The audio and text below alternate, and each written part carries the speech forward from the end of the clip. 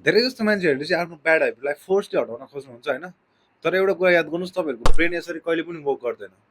तपाईँको ब्रेनलाई always alternative कुराहरू चाहिन्छ।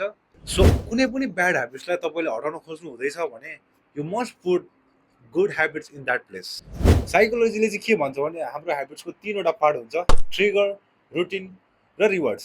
त्यसैले don't fight with habits, just replace the routine and keep the rewards. For example मानिलिउँ, तपाईँको ह्याबिट चाहिँ खाना खाने बित्तिकै राति बेडमा पल्टेर फोनहरू स्क्रोलिङ गर्ने ह्याबिट छ, लेट नाइट फोनहरू स्क्रोलिङ गर्ने ह्याबिट छ भने चाहिँ तपाईँले त्यस्तो कुराहरूलाई चाहिँ reading a book, otherwise normal walking कुराहरूमा चाहिँ तपाईँले रिफ्रेस गर्न सक्नुहुन्छ। त्यस्तो गर्दा चाहिँ तपाईँले आफ्नो ह्याबिट्स पनि बिस्तारै चेन्ज गर्न सक्नुहुन्छ र साथसाथै तपाईँले हेल्दी वेबाट रिवार्ड्स पनि पाउँदै हुनुहुन्छ। मतलब तपाईँलाई बेनिफिट पनि मिल्दैछ त्यो कुराले। सो यसरी चाहिँ तपाईँले आफ्नो ह्याबिट्सहरूलाई सुधार्न सक्नुहुन्छ। So don't force your habits, just replace them. Thank you for watching.